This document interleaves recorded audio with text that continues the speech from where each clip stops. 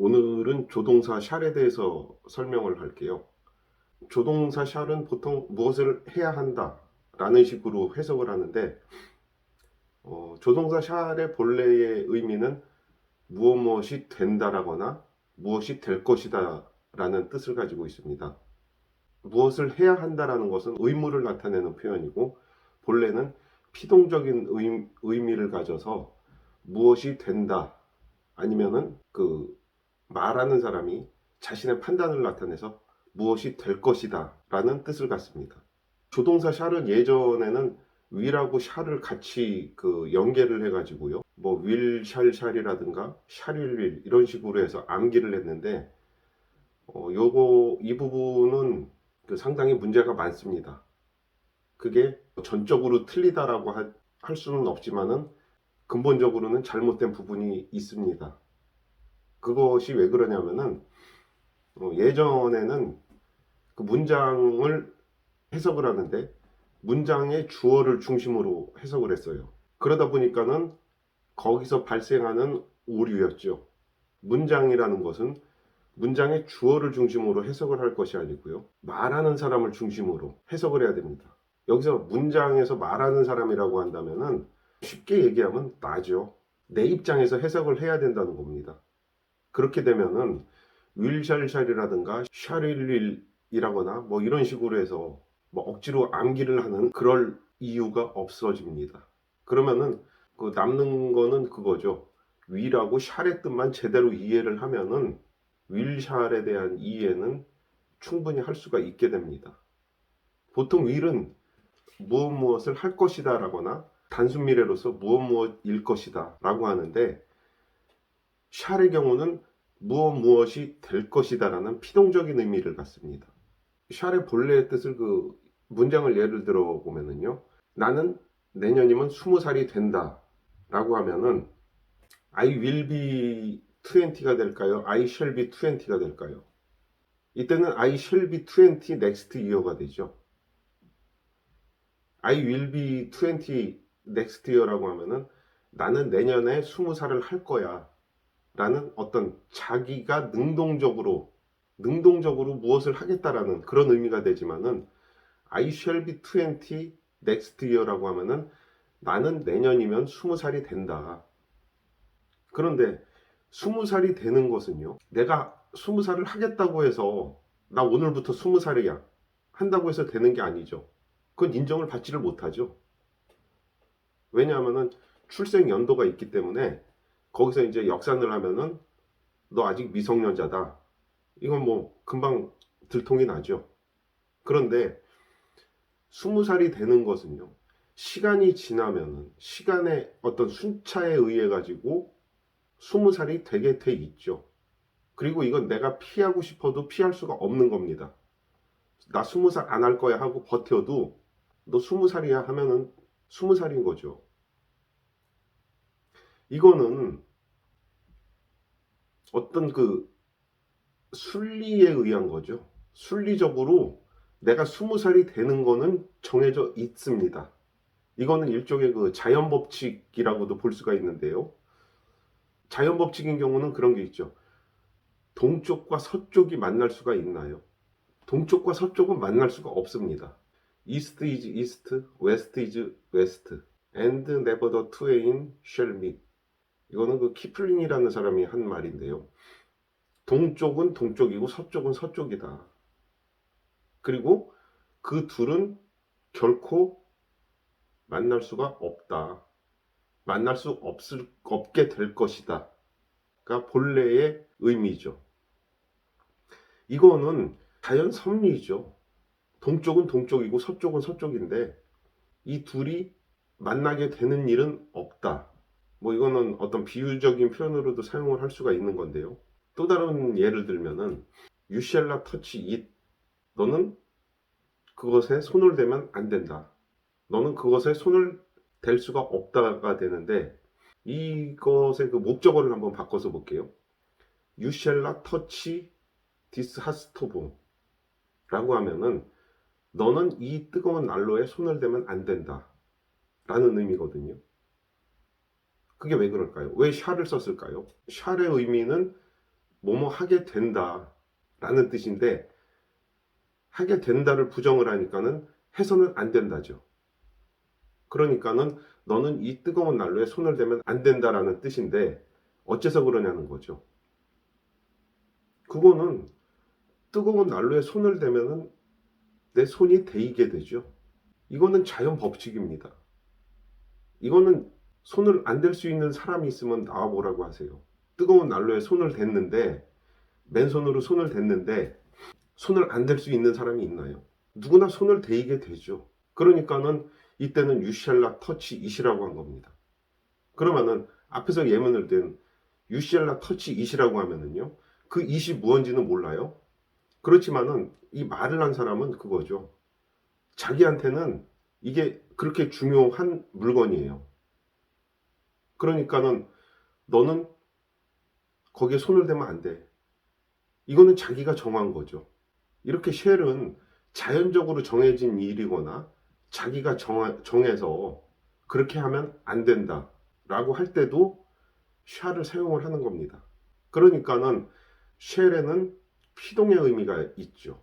그러면은요, 이렇게 그 자연적으로 정해진 일들 외에 우리 생활에서 우리가 하지 말아야 될 것들이 있죠. 우리가 하지 말아야 될 것들은 우리의 뭐 관습이라든가 관행, 아니면은 뭐 개인적인 양심 등도 되고요. 그리고 우리가 사회적으로 생활을 하면서 그 절대적으로 준수를 해야 되는 법이 있는데, 법을 나타내는 경우에도 샤를 사용을 합니다.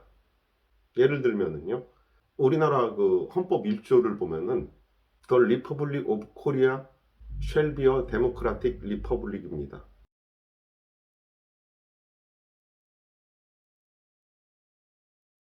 대한민국은 민주공화국이 될 것이다. 직역을 하면 이렇게 됩니다. 그런데 우리말로는 대한민국은 민주공화국이다인데, 영어에서는 민주공화국이 될 것이다라고 표현을 했습니다. 보통의 그 법 조문에는 이렇게 샤를 사용을 합니다. 그게 왜 그러냐 하면은요, 다른 문장을 우선 예를 들어 볼게요. This association shall be called the Good Life Society. 이 모임은 선한 생활의 모임이라고 불리워질 것이다 라고 했습니다. 이때는 수동태 문장에 샤를 사용을 한 거죠. be called면 불리워지게 된다가 되는데, 불리워지다가 되는데, 샤를 사용을 해서 불리워지게 될 것이다가 됩니다. 그러면은요, 이 과정을 알아야 되는데, 샤를 사용한 그 과정이요, 우선 사람들이 어떤 모임을 갖기로 했습니다. 그리고 모여서 그 목적에 맞는, 그 모임의 목적에 맞는 이름을 짓겠죠. 야, 우리 모임 이름을 무엇으로 할까 해서 서로 의견을 내고 토론을 할 겁니다. 그리고 어떤 이름을 도출을 해내겠죠. 그리고 거기에 대해서 투표를 합니다. 이걸로 하는데 찬성하는 사람 손 해서 이 이름이 결정이 됐어요. 그러면은 앞으로 그렇게 불러야죠. 더 굿 라이프 소사이어티, 선한 사람들의 모임. 그러니까는 샤린 경우는 그 결과를 나타내는 거죠. 이거는 의무하고도 연관이 있는데요. 보통 의무라는 것은 어떻게 해서 발생을 하게 되나요? 쉽게는, 가깝게는 개인과 개인 간에는 약속을 하죠. 무엇을 하기로 했어요. 내가 나하고 그 사람하고 무언가를 하기로 했어요. 그러면은 나는 그 약속을 지켜야 되죠. 이때 의무가 발생을 하는 겁니다. 그러면은 사회적으로는요, 어떤 내용을 두고 사회적 합의를 이루었습니다. 그러면은 The Republic of Korea shall be a democratic republic이 되죠. 그러면은 이때는요, 민주공화국의 체제를 유지하기 위해서는 우리는 민주시민으로서의 합당한 행동을 해야죠.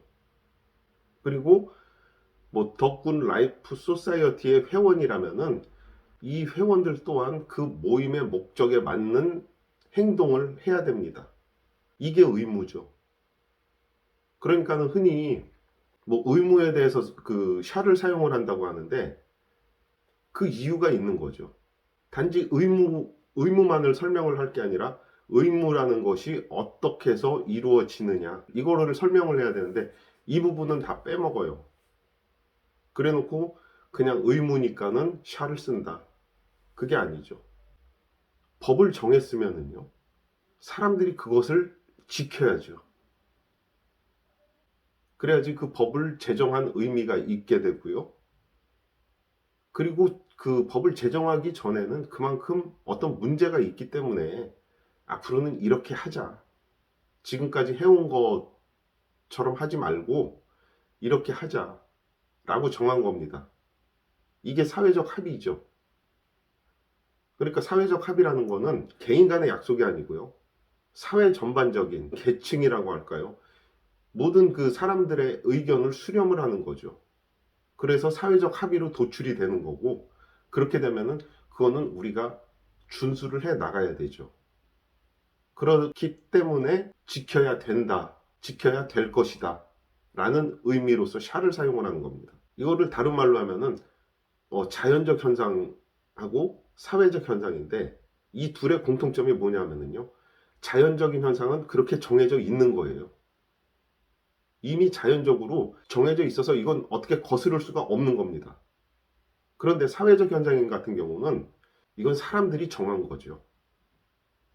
그리고 정했기 때문에 그걸 따라야 하는 거고요. 이게 샬이 가지는 그 의미거든요. 예전에는 뭐 이거를 윌샬샬 해가지고 외웠는데 문장의 주어를 중심으로 볼 게 아니고요. 말을 하는 사람이요. 화자를 중심으로 해서 보면은 굳이 이게 뭐 1인칭이냐 2인칭이냐 이걸 따질 필요가 없어요. 그저 말하는 사람이 문장의 주어는 말하고자 하는 사람, 말하는 사람이 서술하고자 하는 대상이 되는 거죠. 더 리퍼블릭 오브 코리아면은 3인칭이니까는 샤를 쓴다. 그게 아니고 그 의미가 그렇게 정했기 때문에 그렇게 될 것이다가 되는 거죠. 그러고 보면은요. 여기서 should의 의미를 알 수가 있는데요. Why I should go in the world 라는 문장이 있습니다. should는요. 이때 should는 의무를 나타냅니다. 현재형인 shall은 해야 된다, 해야 될 것이다 라는 어떤 그 합의의 결과를 나타내는 거고요. 의무, 내가 그것을 해야 되는 의무에 대해서는 should를 사용합니다. 과거형을 사용을 합니다. 이때 문장이 Why I should go in the world인데요. 이거는 그거죠. 내가 가는 거는 정해져 있어요. I shall go to 돼요. 내가 가는 건 정해져 있습니다. 그 정해진 것이 뭐 내가 약속을 해서 그렇게 정해졌을 수도 있고요.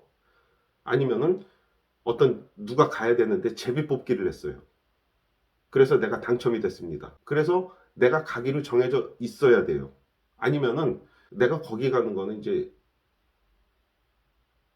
숙명이라고 할까요? 태어날 때부터 그렇게 정해져 있는 경우도 생각을 해볼 수가 있겠죠. 이게 전제죠. 그러니까 이때는 I shall go가 됩니다. I shall go는 이미 정해져 있다는 거죠. shall의 내용을 그 해석을 해보면은요, 분석을 해보면은 여기에 대해서 I should go, 왜 내가 가야 하느냐, 이 세상에서 왜 내가 가야 하느냐라는 의미가 되는데 이거는 조동사의 시제의 문제가 됩니다. 이때는요. shall은 해야 된다, 해야 될 것이다가 되는데 조동사 과거형, shall의 과거형을 사용을 하면은요, 해야 할 것이다, 해야 될 것이다 정도의 의미가 됩니다. 그런데 이게 의문문으로 사용이 되니까는요, 왜 가야 되느냐, 아니면은 왜 가야 하느냐라고 해석을 할 수가 있는 겁니다. 이런 설명이 상당히 생소하죠. 그도 그럴 수밖에 없는 게 이거는 제가 처음으로 설명을 하는 거거든요. 이런 설명은 뭐 우리나라뿐만이 아니라 외국의 어느 학교, 대학에 가서도 이런 설명은 없을 거예요. 그거는 제가 자부를 하는데, 그런데 그 외국에서 나온 교재들을 보더라도요. 거기서 나와 있는 그 설명들은 거의 뭐 관용구를 해설하는 정도 수준이고요. 그런데 우리는 그 내용으로 공부를 하거든요. 그런데 그거를 그대로 받아들여서 우리가 어떤 영어를 한다고 하는 거는 상당한 무리가 있죠. 왜냐하면은 그 영어하고 우리말하고는 기본 체계 자체가 다릅니다. 언어라는 것이 단순한 그 말만 하는 것이 아니고요. 단순하게 말만 하는 게 아니고 그 안에는 어떤 사회적인 문화와 배경, 어떤 시대적인 역사성까지 다 들어있기 때문에요. 그리고 더군다나 중요한 것은 그들하고 우리하고는 어떤 관념 구조가 다르죠. 다른 말로 하면 뇌 구조가 다르다는 겁니다. 그거는 생각하는 방식이 다르다는 거예요. 그런데 이런 다름을 해결할 수 있는 방법이 논리적인 설명이라고 저는 생각을 하거든요. 그래서 체계적으로 설명을 할 수 있어야 되고요. 우리는 영어를 외국어로서 하기 때문에 우리한테 맞는 설명으로 전환을 해야 됩니다. 그 어려서도 그 영어를 공부하다 보면은요. 그 궁금증이 참 많았죠. 이건 왜 이렇지 하는데 거기에 대한 어떤 설명이라든가 대답을 듣지를 못했어요. 그래서 뭐 친구들하고도 얘기를 해보면은 대부분이 이제 그런 대답을 들었죠. 그냥 남들처럼 해. 그런데 저 같은 경우는 그걸 못하겠더라고요. 공부를 안 하면 안 했지 내가 그렇게는 못하겠다. 그래서 진짜로 책을 덮었습니다. 그런데 어떤 계기가 돼서 이제 다시 영어 공부를 시작을 했는데 그렇게 되더라고요. 혼자서 책을 가지고 공부를 하다 보니까는 내가 원하는 답을 자꾸만 찾게 되더라고요. 어려서부터 저는 그 추구했던 게 이 영어를 좀 논리적으로 설명을 할 수가 없느냐라는 거였거든요. 그리고 논리라는 말은 이제 체계적이라는 말인데 이런 쪽에 목적 의식을 가졌다고 할까요? 거기에 맞춰서 공부를 하다 보니까는 무언가 실마리가 풀리기 시작을 하더라고요. 그래서 차근차근 그 영어에 대한 공부를 했는데 이제 영어 문법에 대해서는 전반적으로 나름대로의 그 견해를 가지고 설명을 하고 있고요. 그리고 이 내용은 그 저작권위원회에서 창작물로 인정을 받아서 창작물로 등록이 돼 있습니다. 뭐 물론 영어를 공부하는 방법이 여러 가지가 있는데 저 같은 경우는 제가 추구해왔던 거 그리고 내가 이해를 했던 부분을 설명을 하는 거죠. 그리고 저 개인적으로는 이 방법이 외국어를 공부하는데 가장 적합한 방법이라고 생각을 합니다. 샬에 대해서는 위라고도 비교를 해서 그 설명을 해야 될 부분이 많이 있고요. 오늘 이 영상만으로는 샬에 대해서 전반적인 이해를 못합니다. 그 윌샤라고도 비교를 해야 되고 과거형을 사용하는 용법에 대해서도 설명을 할 건데 뭐 오늘은 이 정도에서 그 설명을 마치기로 하고요. 재밌는 문장 하나 그 예를 들어 볼게요. 이게 그 성경에 있는 구절이거든요. 마가복음에 나와 있는 그 구절인데 그 종교 기독교에서 말하는 그 원수를 사랑하라 라고 할 때 많이 인용을 하는 구절이거든요. 근데 이거는 원수를 사랑하라는 내용이 아닙니다.